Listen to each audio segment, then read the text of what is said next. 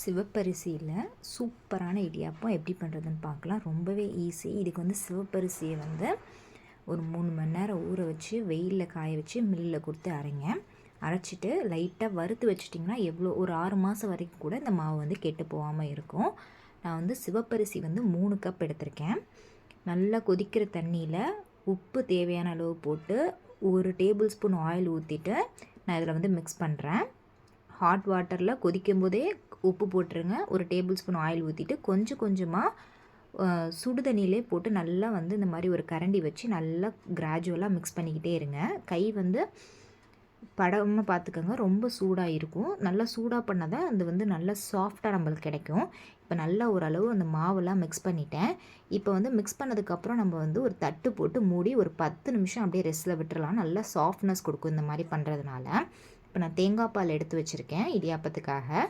இதில் வந்து வெள்ளை பாகு வந்து காய்ச்சி ஊற்றிக்கலாம். அது 10 நிமிஷம் ஆகிறதுக்குள்ளே இந்த வேலையெல்லாம் நம்ம முடிச்சிடலாம். அப்புறம் ஃப்ளேவருக்காக கொஞ்சமாக ஏலக்காய் தூள் போட்டால் சூப்பரான தேங்காய் பால் வந்து ரெடி ஆகிடும். நல்லா திக்கான தேங்காய் பாலாக புழிஞ்சு எடுங்க. இந்த இடியாப்பத்துக்கு சூப்பராக இருக்கும். நம்ம பச்சரிசியில் பண்ணுற இடியாப்பத்தோட இந்த சிவப்பரிசி இடியாப்பம் வந்து ரொம்பவே உடம்புக்கும் நல்லது. நல்லா சாஃப்டாக உதிரியாக இருக்கும். இதுக்கு தேங்காய் சட்னியும் நான் பண்ணேன். அதுக்கப்புறம் 10 நிமிஷம் ஆனதுக்கப்புறம் நம்ம இது சும்மா கை பொறுக்கிற சூடு வந்ததுக்கப்புறம் இது சும்மா ஒரு பால் மாதிரி நல்லா உருட்டி எடுத்துக்கலாம். நல்லா எல்லா மாவும் ஒன்று சேர நல்லா பிசைஞ்சு ஈவனாக எல்லா சைடும் ஒரே மாதிரி இருக்க மாதிரி நல்லா பிசைஞ்சு எடுத்துக்கலாம். உங்களுக்கு மாவு பார்க்கும்போதே தெரியும் நல்லா சாஃப்டாக இருக்குது. இந்த அளவுக்கு நல்லா சாஃப்டாக, ரொம்பவும் தண்ணி விட்டுறக்கூடாது. இதுதான் வந்து கரெக்டான கன்சிஸ்டன்சி. சப்பாத்தி மாவு கன்சிஸ்டன்சி மாதிரி. அதோட கொஞ்சம் இலகடாக இருந்துச்சுன்னா நம்மளுக்கு புளியறதுக்கு அது நல்ல ஈஸியாக இருக்கும். நான் உங்களுக்கு புளிஞ்சு காட்டுறேன் எவ்வளோக்குள்ளே ஈஸியாக இருக்குன்னு பாருங்கள். இது மாதிரி ஒரு இதில் ஆயில் தடவிட்டு இடியாப்பம் மாவு ஃபில் பண்ணிவிட்டு லாக் பண்ணியிருக்கேன். இடியாப்பம் மேக்கரில் இங்கே பாருங்கள், உங்களுக்கு புளிஞ்சு காட்டுறேன். அப்படியே உதிரியாக சூப்பராக வருது. நம்மளுக்கு புளியறதுக்கான அந்த கைவலியே இருக்காது. ரொம்ப ஸ்மூத்தாக வரும். குழந்தைங்களும் விரும்பி சாப்பிடுவாங்க. ஏன்னா எப்போது ஒயிட் கலரில் கொடுக்குறதோட இது கொஞ்சம் கலராக இருக்கும்ல.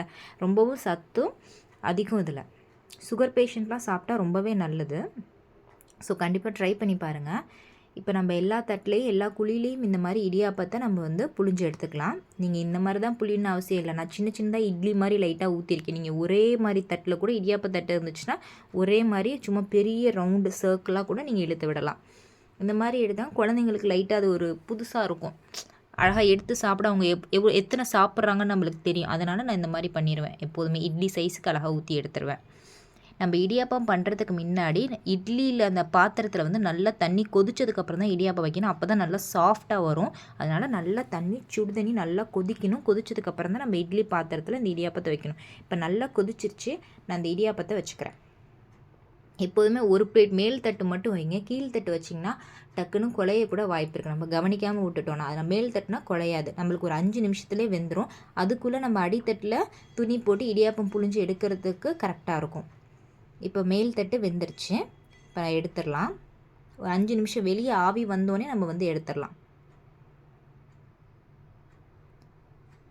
துணியில் கொஞ்சம் கூட ஒட்டவே இல்லை, அப்படியே வந்திருக்கும் பாருங்கள்.